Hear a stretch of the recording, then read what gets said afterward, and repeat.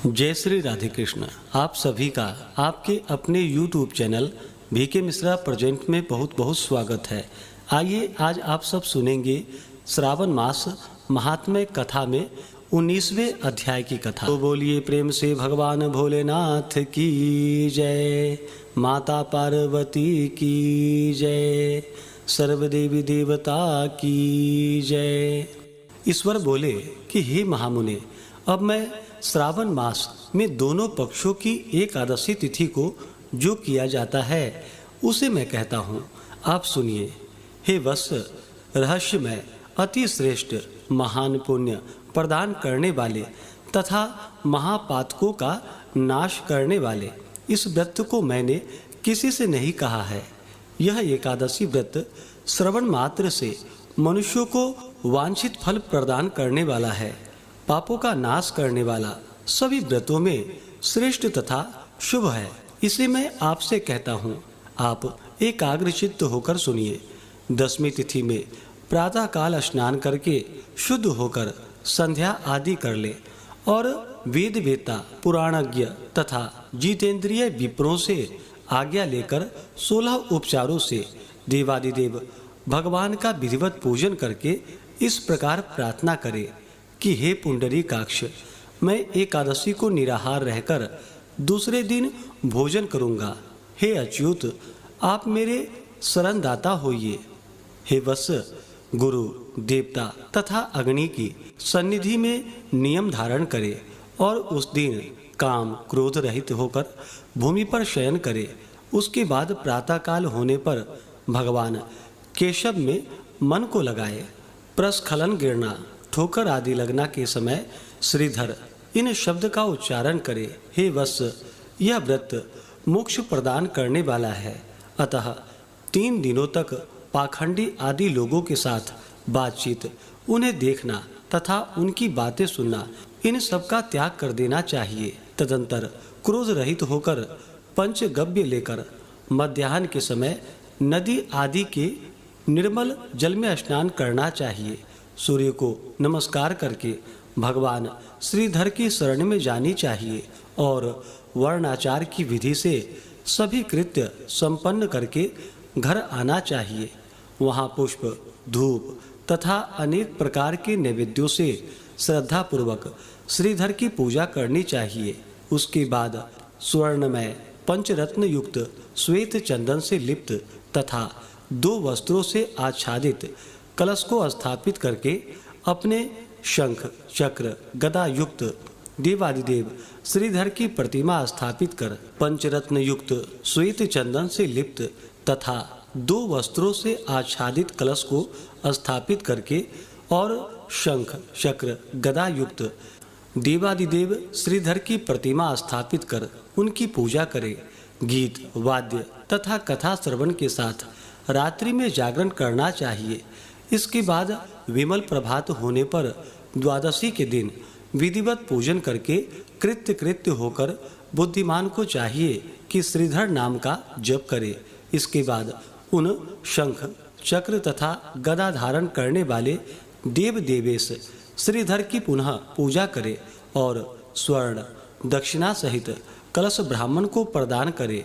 उस समय ब्राह्मण को विशेष करके नवनीत अवश्य प्रदान करना चाहिए। इस प्रकार प्रार्थना करे, भगवान श्रीधर, आज आप मुझ पर प्रसन्न हो और मुझे अति उत्तम लक्ष्मी प्रदान करे। हे मुनि श्रेष्ठ, इस प्रकार उच्चारण करके जगत गुरु श्रीधर से प्रार्थना करके श्रेष्ठ ब्राह्मणों को भोजन कराकर अपने सामर्थ्य के अनुसार दक्षिणा देनी चाहिए। उसके बाद सेवकों आदि को भोजन करवाकर गायों को घास खिलानी चाहिए। इसके बाद मित्रों तथा बंधु बांधवों समेत स्वयं भोजन करना चाहिए। हे सनत कुमार, मैंने आपको यह श्रावण मास की शुक्ल पक्ष की एकादशी व्रत विधि बतला दी। इस प्रकार कृष्ण पक्ष की एकादशी में भी करनी चाहिए। दोनों व्रतों में अनुष्ठान समान है, केवल देवताओं के नाम में भेद है। जनार्दन, मुझ पर प्रसन्न हो, यह वाक्य बोलनी चाहिए। शुक्ल एकादशी के देवता श्रीधर हैं और कृष्ण एकादशी के देवता जनार्दन हैं। हे सनत कुमार, यह मैंने आपसे दोनों एकादशियों के व्रत का वर्णन कर दिया है। इस एकादशी व्रत के समान पुण्य व्रत न तो कभी हुआ है और ना ही कभी होगा। आपको यह व्रत गुप्त रखना चाहिए और दुष्ट हृदय वाले को नहीं प्रदान करनी चाहिए। ईश्वर बोले कि हे सनत कुमार, अब मैं द्वादशी तिथि में होने वाले श्री हरि के पवित्रारोपण व्रत का वर्णन करूंगा। पिछले अध्याय में देवी की कही गई पवित्रारोपण विधि के समान ही इसका भी पवित्रारोपण है। इसमें जो विशेष बात है उसे मैं बतलाऊंगा। सावधान चित्त होकर आप सुनिए। हे महामुने, इस व्रत के लिए जो अधिकारी बताए गए हैं उसे आप सुनिए। ब्राह्मण, क्षत्रिय, वैश्य, शूद्र तथा स्त्री, इन सभी को अपने धर्म में स्थित होकर भक्तिपूर्वक पवित्रारोपण करना चाहिए। द्विज को चाहिए कि अतो देवा अवन्तु नो यतो विष्णुर्विचक्र में पृथिव्याः सप्त धामभिः। इस मंत्र से विष्णु की पूजा करे। स्त्रियों तथा शूद्रों के लिए नाम मंत्र है जिसके द्वारा वे विष्णु की पूजा करे।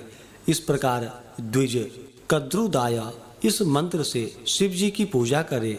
स्त्रियों तथा शूद्रों के लिए नाम मंत्र है जिसके द्वारा वे शिव जी की पूजा करे। सतयुग में मणिमय, त्रेता में स्वर्णमय, द्वापर में रेशम का और कलयुग में कपास का सूत्र पवित्रक के लिए बताया गया है। सन्यासियों को शुभ मानस पवित्रारोपण करना चाहिए। बनाए गए पवित्रक को सर्वप्रथम बांस की सुंदर टोकरी में रखकर शुद्ध वस्त्र से ढककर भगवान के सम्मुख रखे और इस प्रकार कहे कि हे प्रभु, क्रियालोप के विधान के लिए जो आपने आच्छादन किया है, हे देव, आपकी प्रसन्नता के लिए मैं इसे करता हूँ। हे देव, मेरे इस कार्य में विघ्न उत्पन्न न हो। हे नाथ, मुझ पर दया कीजिए। हे देव, सब प्रकार के सर्वदा आप ही मेरी परम गति हैं। हे जगतपते, मैं इस पवित्रक से आपको प्रसन्न करता हूँ। ये काम, क्रोध आदि मेरे व्रत का नाश करने वाले ना हों। हे देवेश, आप आज से लेकर वर्ष पर्यंत अपने भक्त की रक्षा करें।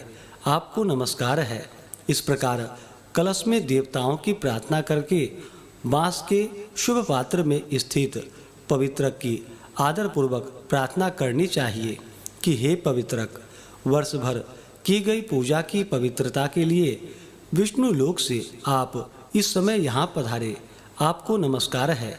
हे देव, मैं विष्णु के तेज से उत्पन्न मनोहर, सभी पापों का नाश करने वाले तथा सभी कामनाओं को पूर्ण करने वाले इस पवित्रक को आपके अंग में धारण कराता हूँ। हे देवेश, हे पुराण पुरुषोत्तम, आप मेरे द्वारा आमंत्रित हैं, अतः आप मेरे समीप पधारे। मैं आपका पूजन करूँगा। आपको नमस्कार है। मैं प्रातःकाल आपको यह पवित्रक निवेदन करूँगा। उसके बाद पुष्पांजलि देकर रात्रि में जागरण करना चाहिए। एकादशी के दिन अधिवासन करे और द्वादशी के दिन प्रातःकाल पूजन करे। पुनः हाथ में गंध, दुर्वा तथा अक्षत के साथ पवित्रक लेकर ऐसा कहे कि हे देव, आपको नमस्कार है। वर्ष पर्यंत की गई पूजा का फल देने वाले इस पवित्रक को पवित्रीकरण हेतु आप ग्रहण कीजिए।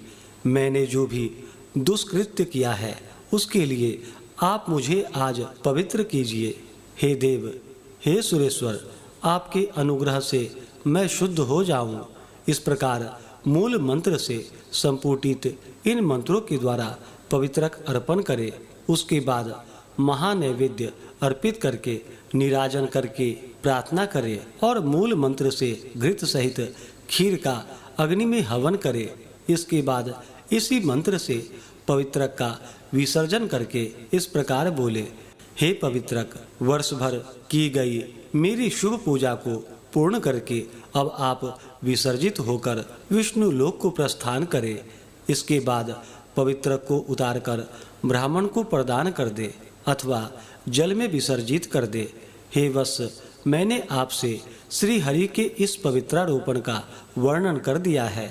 इसे करने वाला इस लोक में सुख भोग कर अंत में वैकुंठ प्राप्त करता है। इस प्रकार से श्री स्कंद पुराण के अंतर्गत ईश्वर सनत कुमार संवाद में श्रावण मास महात्म्य में उभय एकादशी व्रत कथन और द्वादशी में विष्णु पवित्रारोपण कथन नामक 19वां अध्याय पूर्ण हुआ। तो बोलिए प्रेम से भगवान भोलेनाथ की जय, माता पार्वती की जय, सर्व देवी देवता की जय।